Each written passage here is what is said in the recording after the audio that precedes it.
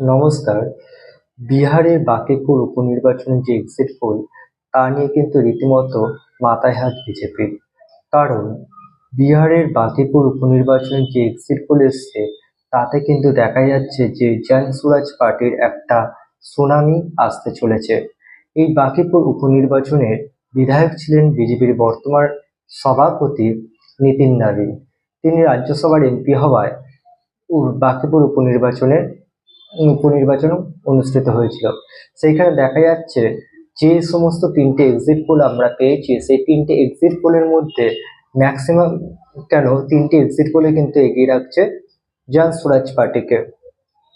প্রথম যেটা রয়েছে পোল পণ্ডিত এক্সিট পোল, সেখানে দেখা যাচ্ছে জেএসপি অর্থাৎ জনসুরাজ পার্টির যিনি প্রতিদ্বন্দ্বিতা করেছিলেন হয়ে তিনি হচ্ছেন প্রশান্ত কিশোর। তিনি পাচ্ছেন 50 থেকে 54% ভোট এবং বিজেপির নীরজ গুপ্তা যিনি প্রার্থী হয়েছেন তিনি পাচ্ছেন 38 থেকে 42% ভোট এবং আরজেডি রেখা গুপ্তা যিনি গতবার বিধানসভাতে প্রার্থী ছিলেন তিনি পাচ্ছেন 5% ভোট।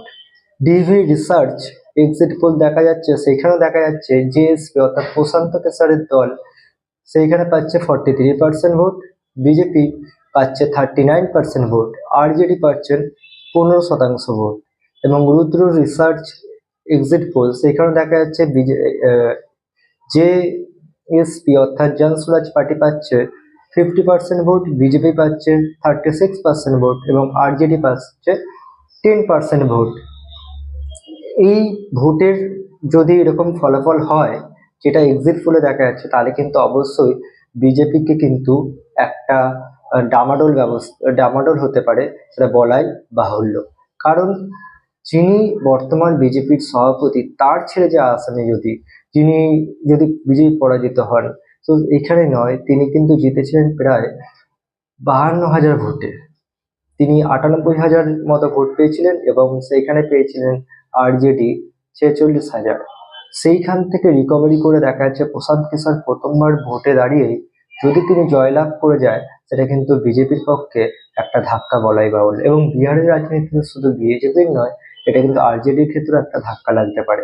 এবং সামগ্রিক চিত্র অনুযায়ী দেশের যদি আমরা রাজনীতির আবহাওয়া দেখি সেখানে কিন্তু বিজেপি তথা মোদী বিরোধিতা কিন্তু আরো তীব্র হবে বলাই বাহুল্য। এখন দেখার যে এক্সিট পোলের সাথে বাস্তবিক যে ভোটের রেজাল্ট সেটা মেলে কিনা সেটা দেখার জন্য আমাদের 3 তারিখে অপেক্ষা করতেই হবে।